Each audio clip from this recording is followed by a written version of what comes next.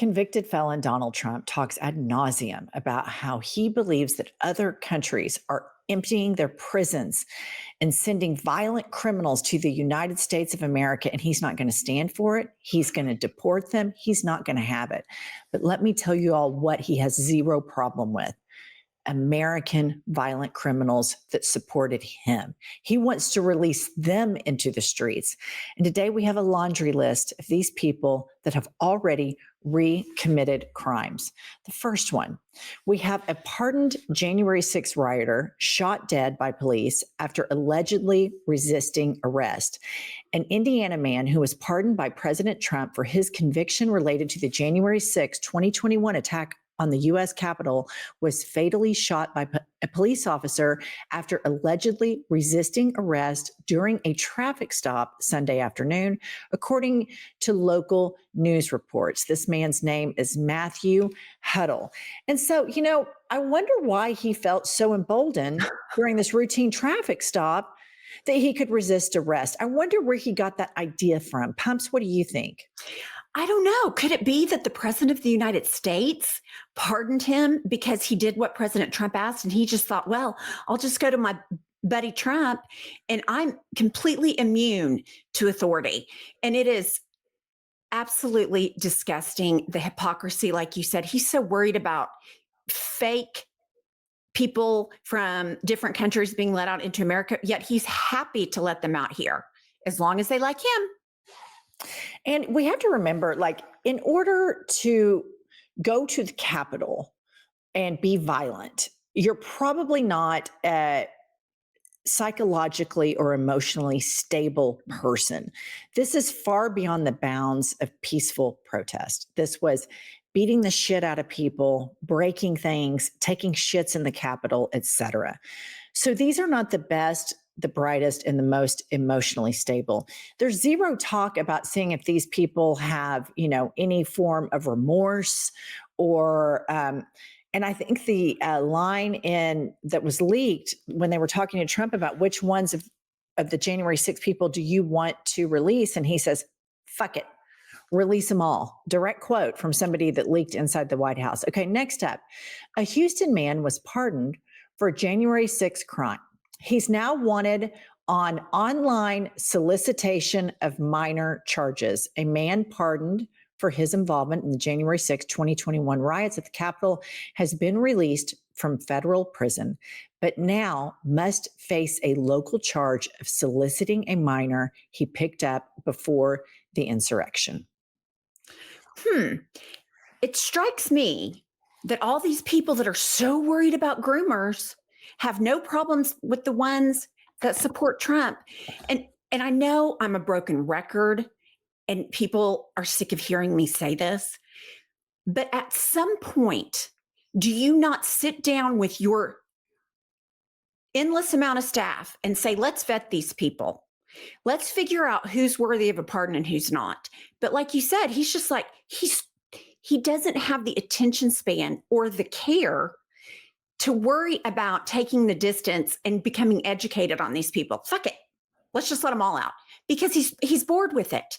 They supported him. That's enough for him. He'll let them out. It's beyond mind blowing. He's intellectually lazy and he seeks approval so desperately. The fact that he would have to sit down and go through something, and obviously something that didn't even need to happen, it's just easier for him to say, fuck it, release them all. And then he can focus on the things that he wants to do, which is harming other individuals and seeking retribution. And that is his number one mission in Trump 2.0. I read an article this morning that after the failed assassination attempt, Mark Zuckerberg emailed Trump or texted him or called him and was like, hey, I hope you're okay, blah, blah. And Trump bragged about this. And you have to remember that after the January 6th, he was banned from all of these platforms. And then a report comes out yesterday that Meta is paying this man who got banned from these platforms $25 million. And I say this all the time, and I'm sure everybody's sick of it. A person in solitude that's crazy and Mhm. corrupt, and maybe 10 people around him, maybe even 100 people around him, I understand. Where this gets so incredibly dangerous for me is now you see all of these very successful businessmen that have zero conviction, zero spine, are not standing up for anything decent at all. Where 4 years ago, they felt that he was such a threat. They banned him from their platforms. And then imagine on January 7th, 4 years ago, that we would have thought about all of those people Mhm. sitting on the stage with this man. And what a failure from top to bottom, the American government, from the Biden administration to Mitch McConnell not impeaching him. Everybody has blood on their hands that we are all here right now. All right, next up, a Florida man freed by Trump on January 6th pardons gets arrested 1 day later for gun charges. And so, it's just, this is just the blind leading the blind. This is Fleabag Central. These people are broken, probably have personality disorders and or mental illness, might have, like debilitating low IQs. And I don't mean that in a make fun of them way. I mean it in a way that they can't decipher right from wrong. And there's been no rehabilitation with these people. They're emboldened. They think Trump likes them. Mhm. Yeah, they think they are BFFs and they can do whatever they want. And it's so unbelievable to me that he does this with zero thought or care. And I don't understand why he didn't. I mean, I do understand why he didn't take the time to look at this person by person, but I just don't feel like there's any accountability for him. He doesn't feel any accountability that this guy got shot. This guy got shot because he resisted arrest because you emboldened him to think he could do whatever he wants. But he doesn't care. You got child pornos. We're going to call DIMS, groomers, but we release, child solicitation. I mean, just the lack of accountability. And I know we're not even that far into this administration. I think it's going to get way worse before it gets better. But it does not surprise me at all that these January 6 defendants have been pardoned and are reoffending. And I do not think I think over the course of the next 4 years, it's going to be one right after the other, right after the other, which nobody on his team thought that he might have to think about that. But I don't think this sample size within like 24, 48 hours, I think it's just going to continue throughout the course of the presidency. I just want to have a conversation about, you keep saying, why didn't he go over them person by person? Why is he going over them?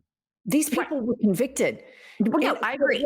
And we can't start appeasing in any language whatsoever. So, in my opinion, the fuck it, free them all is exactly on brand. I think it would almost be more psychotic to sit down and have a loyalty pledge over which ones deserve to get pardoned and which ones don't. Like, everything that this man does is insane. He's lazy and he campaigned. This is a campaign promise. Right.